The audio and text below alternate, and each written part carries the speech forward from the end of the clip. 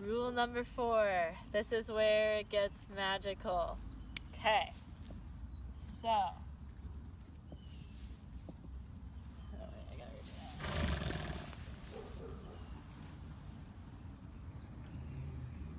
Shift over to him. Dakota is so excited about rule number 4. And this is where it really gets magical, or looks magical anyways. Okay? So, rule number 4. The suspense is building. Refine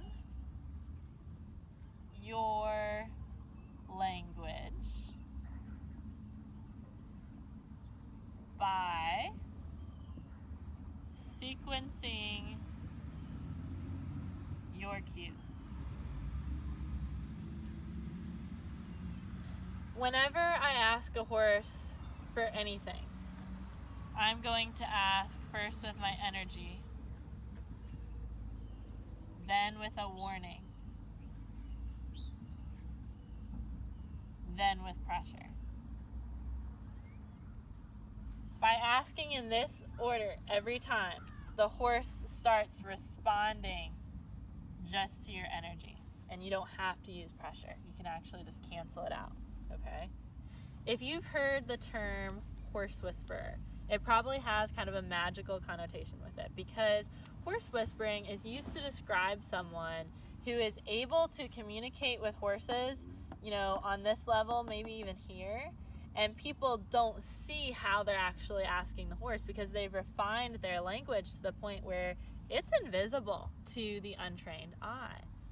And so it does have a lot of magical connotations surrounding it because of that. But if you think about the horse, they are so evolved to be in tune with such slight changes that, as prey animals, that they're very receptive to it. And I think, I've found on a daily basis, a lot of us are shouting to our horses. A twitch of a muscle is a loud symphony to a horse. We've got to learn how to quiet our language in order for the horse to hear us. Okay, so how do you learn to quiet your language? You use this sequence of cues. So I'm going to kind of explain and go through this. Your energy is basically changing your energy or intention, kind of those nonverbal things that you do without actually touching your horse. So it could be something as simple as teaching your horse that when you lean forward or lean towards them, that they should back away out of your personal space, okay? Your warning, I use a vocal warning system, and I use a kiss or a cluck, okay? And for me, the kiss is impulsion, whenever I'm asking my horse to go forwards or backwards faster. The cluck is for lateral, okay? You don't have to use those two things. I know that kind of will interfere with a lot of you Western performance people. You may already have your own cue system in place. It doesn't have to be those things. It could be anything as long as you use it in the way that I'm going to show you. But for me, that's just, what works and is quick and easy. And so the reason that it's important to differentiate here is because you want to make it very clear to your horse what you're asking for. So, for example, if I'm working on my bridleless or at liberty, or, okay, maybe you don't have aspirations to do that even, but you just want to make your language more subtle, you can use these to help your horse distinguish what you're asking for. So, if I'm riding bridleless and I want my horse to do a leg yield, if they're familiar that when I cluck I'm going to be asking for lateral movement, they're going to already be thinking sideways or move my feet in some way versus just shooting forward. Okay, so really important to help them differentiate. Pressure is anytime you're touching your horse, and it could be your leg, it could be a dressage whip, you name it. Okay, so in the beginning, chances are you will probably have to go through this whole sequence, okay? But after sometimes, hello Tari, just maybe even one time, it could be more for other horses, you just get to the point where you don't have to use pressure at all, okay? Hardly ever. That's when you know your language has really been refined. The goal then is to go through this sequence enough with whatever exercise you're doing to where you don't have to use pressure. And you see the same thing go on in herds of horses. So basically, when you turn your horse out in a new herd and you bring him in that night, for the first, few days, you're gonna notice some bite marks, some kick marks, because they're figuring out the pecking order, and that's actually a way for the horses to remain peaceful and ensure their safety within the herd later on. Because once they figure out the pecking order, they know who needs to give way to who. As far as personal space and food and water goes. So that actually is what allows for them to live in a space together without having, bloody battles and things like that, is that pecking order. So once they go through that first little bit, generally you start noticing less marks on them because they know now who gives way to who, and no pressure is being used there. And it gets to the point where they too don't have to use pressure at all.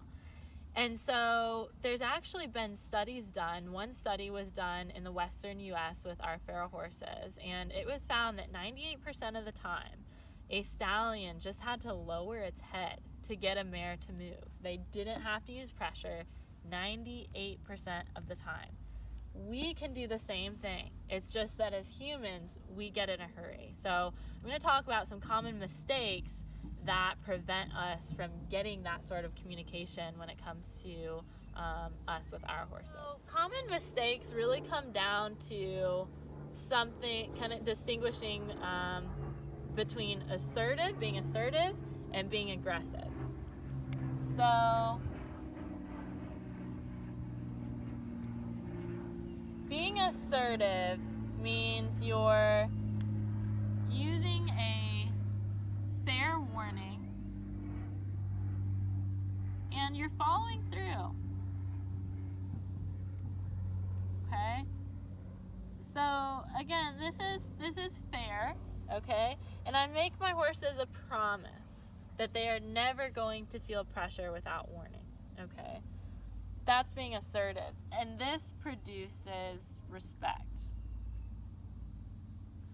Now, there's something called being aggressive, which is pressure with no warning. Okay? So, when this happens, your horse is not able to relax because they're constantly walking on eggshells. They never know when that pressure is going to come. And so being aggressive is unfair, I think, and produces fear from your horse. Common mistakes using this sequence come down to issues with these two things. So the most common things I see are either people being too aggressive and not using a warning, okay? So they're skipping this, going right here. And that produces a fearful horse, or also one that is shut down, meaning that they get dull to pressure, okay? So if you've ever been on a horse that it's like, oh my gosh, to get them to lope, you've got to use spurs and whips and all kinds of stuff, all kinds of pressure to get them to just go forward. It's because you're not using that sequence with them. So even if you think you have the dullest horse ever, using this sequence, you can get back to them being light, okay? And so why do we start with pressure? Like, why is it so hard for us? Because even in the clinics, we go over this, and it's still, a matter of applying it. It's one thing to listen to this here, which is necessary, but when you go into the arena and go to apply it, you may still run into issues. It's because we know it's going to take X amount of pressure to get a behavior from our horse. So we just start with X amount of pressure, okay? We're just thinking logically versus slowing ourselves down. So when you get into that, good exercise is just honestly close your eyes and imagine how light you want it to feel. Start there, okay? Not at the end. Really important. Okay, so the other big mistake I see is people not being assertive enough. They will just stay here and not move into pressure. So they may get stuck on their verbal warnings. They may just kiss, kiss, kiss, kiss, kiss, and cluck, cluck, cluck, cluck all day long. Limit yourself to just one kiss or one cluck so that you don't fall into that. And what happens is when you keep repeating the warning over and over, it loses its meaning, okay? And so we see the same thing with the horses working, with one another. If I'm a horse and I pin my ears back and, another one is coming at me to get food and I'm pinning my ears back, I'm warning that horse, but I never institute a kick or a bite or something to follow through. If that other horse keeps approaching, that other horse is actually going to take over and they're going to advance above me in the pecking order, okay? They're going to stop respecting the warning because it loses its power, okay? The same thing goes on with people. The other thing is, an example of not being assertive enough is what I call kind of being a fly, okay? People who are like a fly are just kind of nagging with their pressure. They're like, come on, move, move. And, horses get in there and get out with pressure, okay? You don't see a horse they're going to kind of nip you, going to kind of, you do that all day long and you end up really irritating the horse because you're literally like a fly. They find it very annoying, okay? So you just kind of get in there and get out with pressure, and pretty soon you're not actually going to have to use it, okay? Same thing with horses and their herds.